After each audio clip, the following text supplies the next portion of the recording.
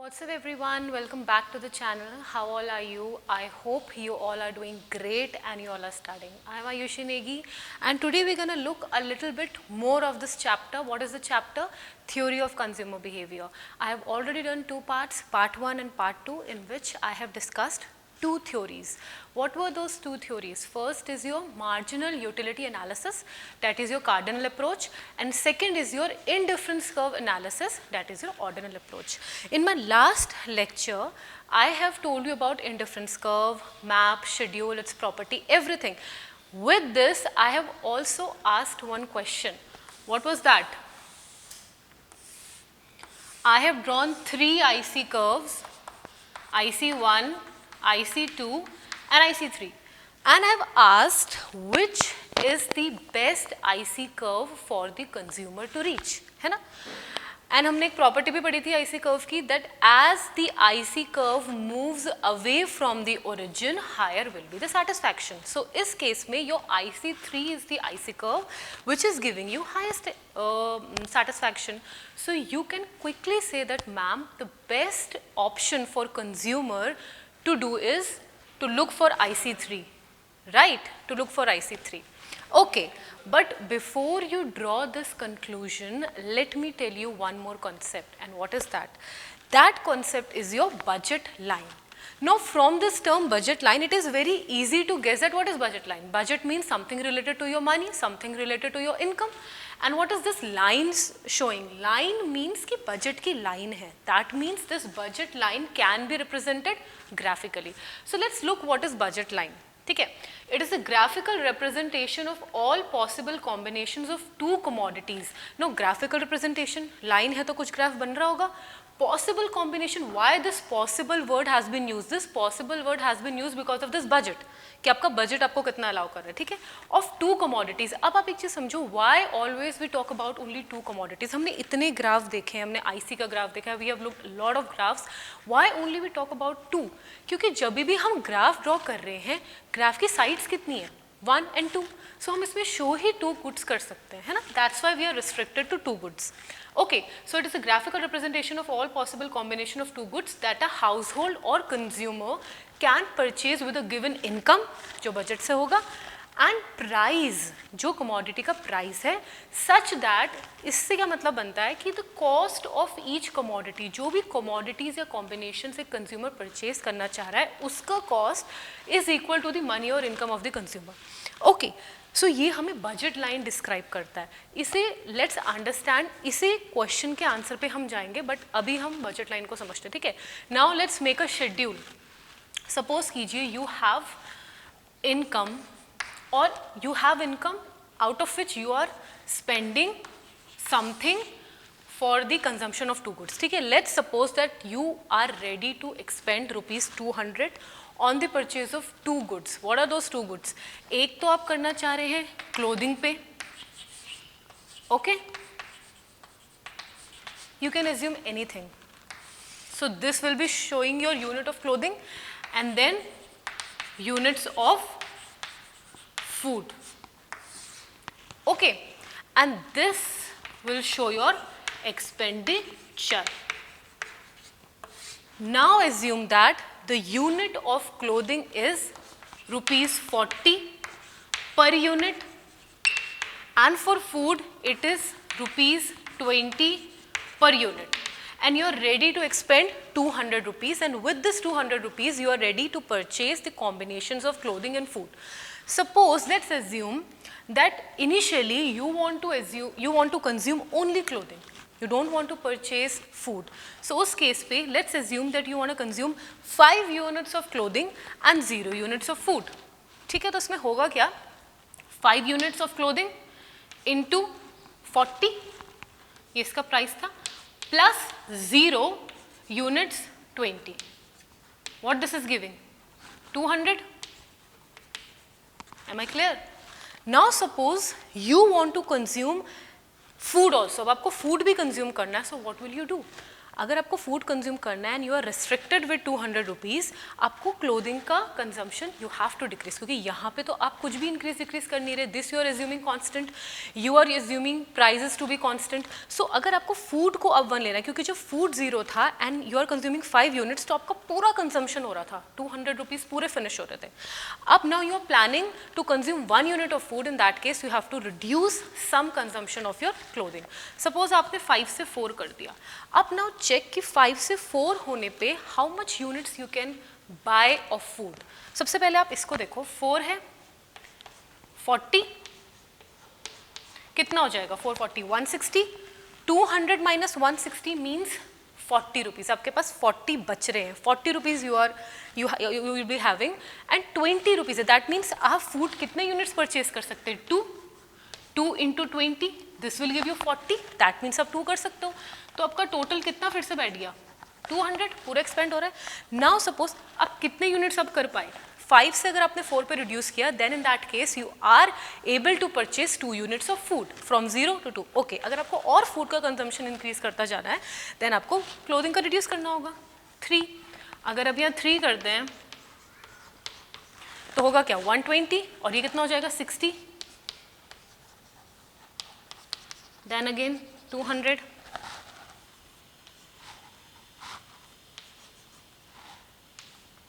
है ना? सो जैसे जैसे आप ये डिक्रीज करते जाएंगे, ऐसे ऐसे ये इंक्रीज होता जाएगा. ओके, अगर आप यहाँ 2 करते हैं, then 2 into 40, this is giving you 80. 200 minus 80, 120. 120 आप पे प्राइस बचा, तो आप ये 20 है, तो आप कितना फूड कंज्यूम कर पाओगे? 6 इंटू 20, दैट मीन्स 120. फिर भी 200 रुपीज़, दैट मीन्स यहाँ पे कितना हो गया? 6. ऐसे अगर आप इसे 1 करोगे, यहाँ 8 हो जाएगा. अगर आप इसका कंजम्पशन 0 कर दोगे, तो यहाँ पे ये 10 हो जाएगा. ओके, अब इसे ना ग्राफ में ड्रॉ करो. ठीक है, यहाँ पे ले लो clothing and this side take food. Okay, पहला व्हेन क्लोथिंग वाज 5, मार्किंग कर लेते हैं. 1 2 3 4 5. 2 4 6 8 10. When your clothing was 5, then your food was 0. Clothing 5 था, फूड 0 था, यही पॉइंट मिलेगा. Then your clothing was 4 and your food was 2. That means this point. When your clothing was 3, food was 4. This point, and then 6.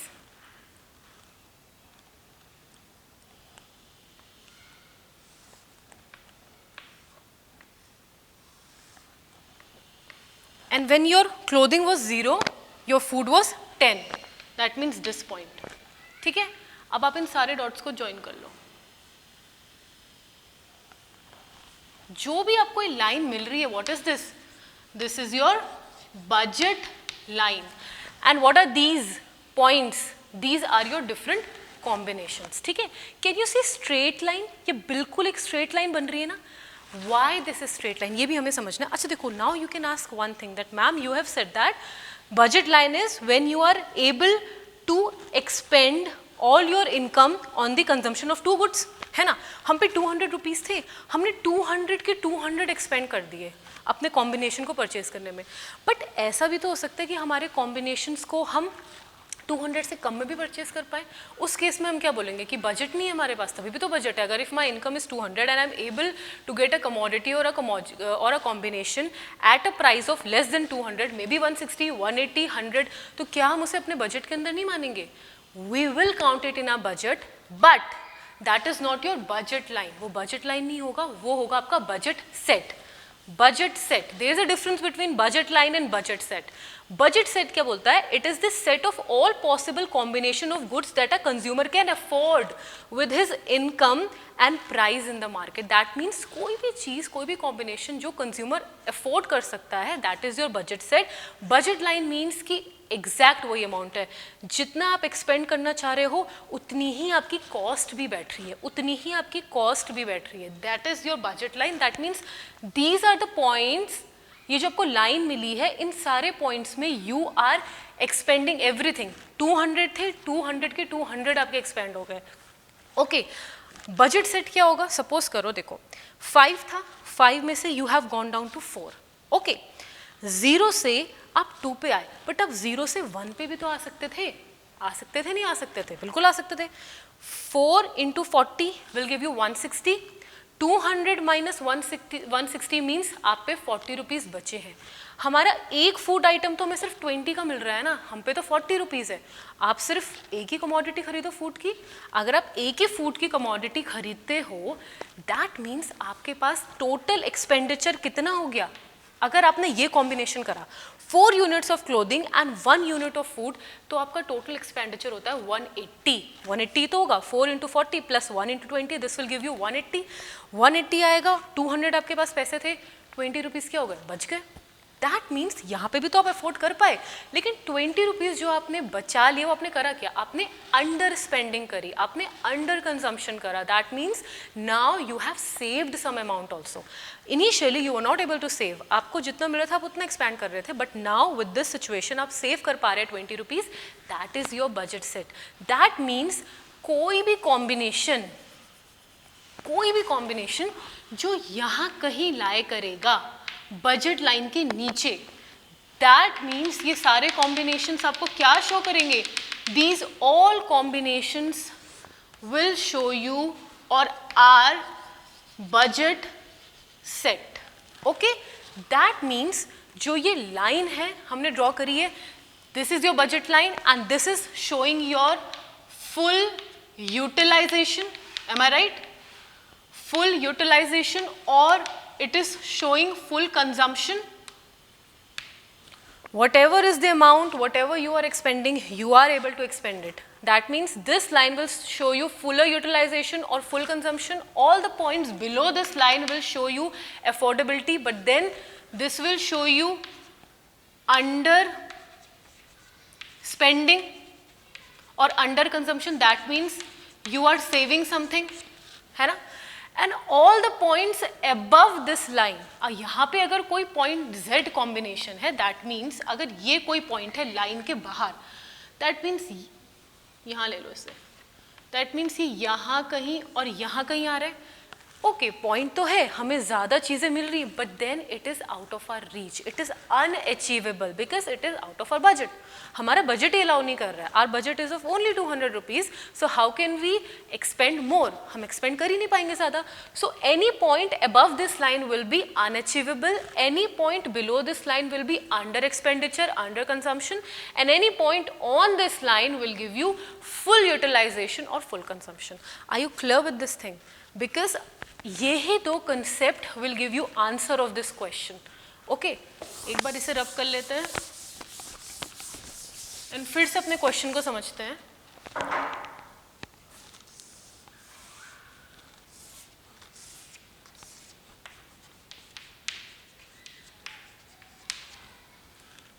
ये चीजें थी। So from this you can quickly conclude that ma'am IC3 is the curve which the consumer should get, but ये answer नहीं है। It varies person to person, है ना? Maximum utilization of a person depends on its income, on its preference.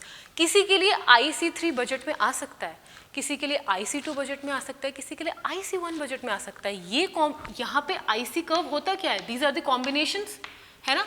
Obviously IC3 will give you more satisfaction than IC2 and IC2 will give you more satisfaction than IC1. But ये combination purchase करने के लिए आप पे ability भी तो होनी चाहिए, आप पे इनकम भी तो होनी चाहिए, आपका बजट भी तो अलाउ करना चाहिए। So your answer should be ma'am, it depends on the budget, it depends on the income of the consumer. If his income allows him to reach to IC3 curve, then only we can say that IC3 is the best curve for the consumer to reach. And if his income is not allowing him, then whatever is the budget plus whatever is the IC, then only we can say that this is the maximum. For example, अब आप एक चीज समझो, आपको मैंने एक term बताई थी, equilibrium point. What is equilibrium? Equilibrium point means the best optimum point और द बेस्ट फेवरेबल पॉइंट जिसमें कंज्यूमर रीच आउट करना चाहेगा. ठीक है, अब आप समझो, अभी तक हमने देखो दो चीजें समझी है. We have talked about budget. Graph समझने से पहले let's understand two things. Wrap up कर रहे हैं, क्विक रैप अप. अभी हमने सिर्फ दो चीजें समझी, budget line or indifference curve. So if I have to wrap it up in one line, like what is budget line and what is indifference curve, it would be that budget line helps us to understand what a household or consumer can do. What a household or consumer can do. What is IC? IC tells us what a consumer prefers or what his choice is, what he wants to consume. है ना? So IC क्या show करता है? Preference, priority, consumption. Budget line क्या show करता है कि हमारी कैपेबिलिटी, एबिलिटी क्या है.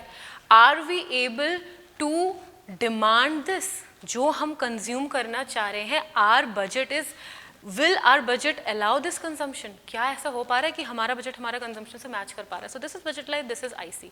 अब हमें हमारा बेस्ट पॉइंट कब मिलेगा? जर्नली सोचो, बेस्ट पॉइंट कब मिलेगा? सिंपल है, बेस्ट पॉइंट हमें तब मिलेगा जो भी हम अपना आईसी डिजायर कर रहे हैं, है ना. जो भी हम अपना आईसी डिजायर कर रहे हैं वो हमारा बजट हमें अलाउ कर दे.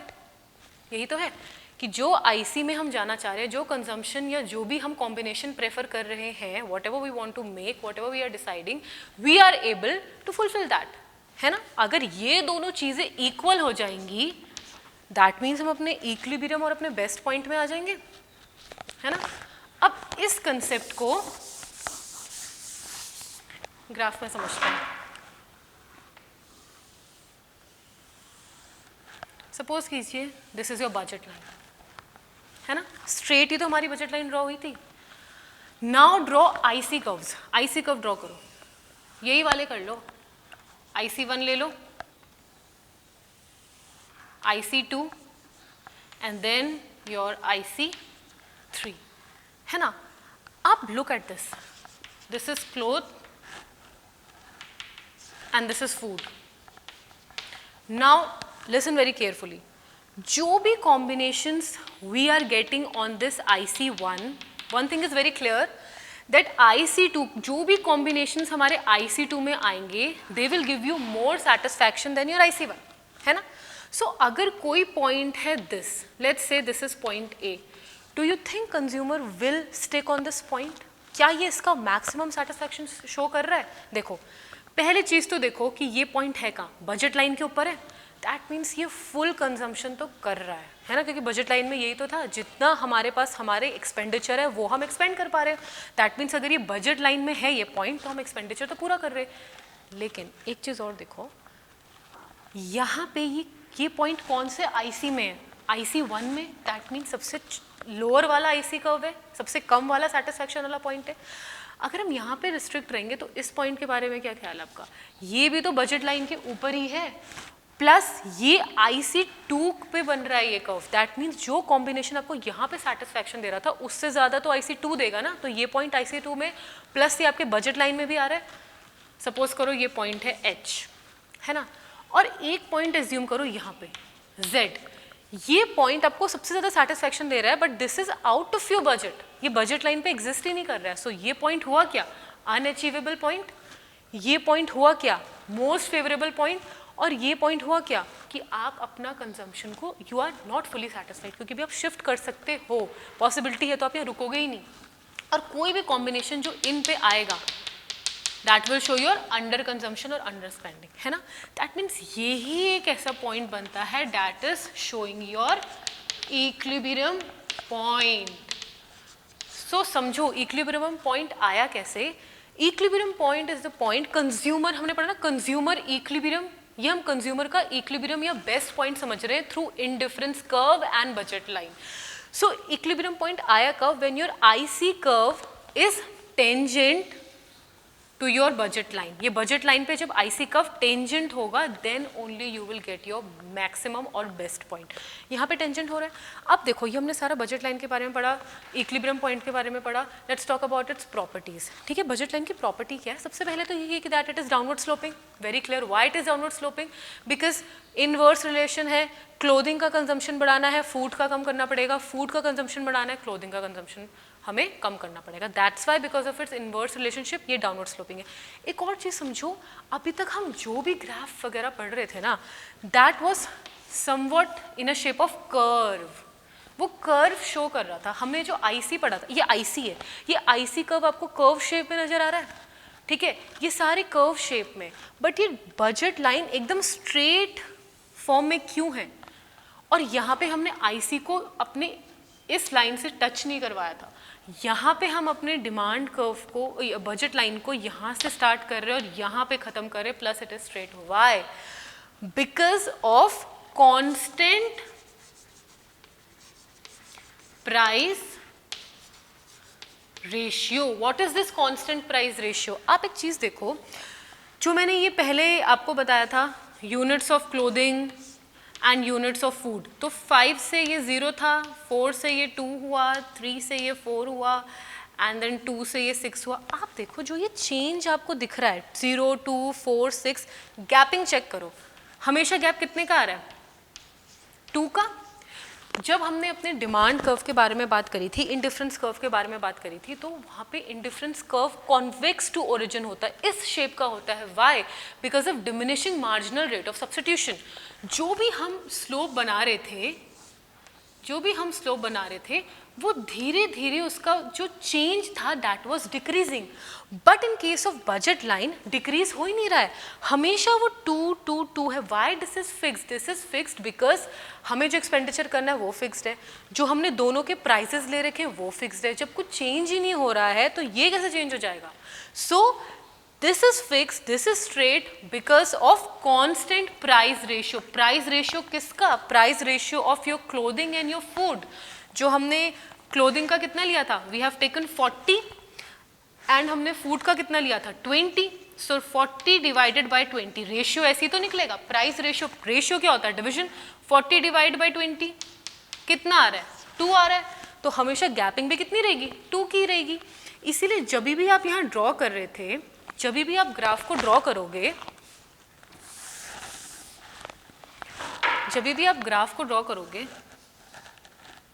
1, 2, 3, 4, 5, 2, 4, 6, 8, 10, 5 पे इट्स 0, 4 पे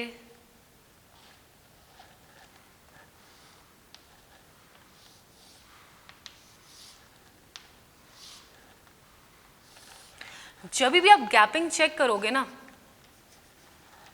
ये देखो proper 2, 2, 2, it is not diminishing, that's why it is giving you straight line. और इसे हम पता है क्या बोलते हैं? कांस्टेंट प्राइस रेशियो को हम बोलते हैं it is slope of budget line. Slope of budget line.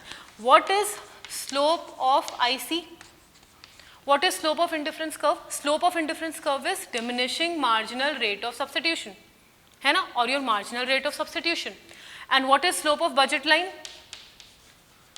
Slope of your budget line is price ratio of two goods. ये दोनों के स्लोप होते हैं। तो जहां दोनों के स्लोप इक्वल होंगे वहीं हमारा इक्विलिब्रियम पॉइंट होगा। यही तो हमारा इक्विलिब्रियम पॉइंट आया। बजट लाइन के ऊपर टेंजेंट क्या हुआ? IC curve. दैट मीन्स यहाँ पे स्लोप मीन्स चेंज, यहाँ पे जो भी चेंज हुआ वो क्या थे? इक्वल थे। So when you will get equilibrium point when MRS, that is slope of your indifference curve, is equal to price ratio of two goods. Price ratio of two goods. That means your MRS is equal to price of your clothing upon price of your food. है ना? ये एक equilibrium condition आ गई। So this is your consumer equilibrium through indifference curve and your budget line. So यहाँ पे भी जो मैंने आपसे पूछा था ना, which is the best IC curve. So your answer should be जो भी IC curve is tangent to the budget line, that IC curve will give you the maximum satisfaction. और condition क्या है? MRS is equal to price of commodity X and price of commodity Y. Okay, so this is all about your budget line and your budget set and your consumer equilibrium and this question. अब last part में चलते हैं इसके, which is shift in your budget line. जो budget line है उसमें shifts भी होते हैं, ठीक है, and वो shifts होते किसकी वजह से वो भी समझो. देखो, this is last topic and then we are done with this chapter, that is theory of consumer behavior. Shift of budget line. This shift happens because of two things. पहला है price और दूसरा है इनकम. इन्हीं दोनों की वजह से हमारे बजट लाइन में शिफ्ट आता है. अब देखो, सबसे पहले ना एक चीज समझ लो, when your budget will increase, आपका जब बजट बढ़ेगा तो जो ये शिफ्ट है it will move to right side में चला जाएगा. when your budget will fall then आपका shift will move to left. ठीक है, इसको समझ लेना. अब हम 4 ग्राफ ड्रॉ करते हैं.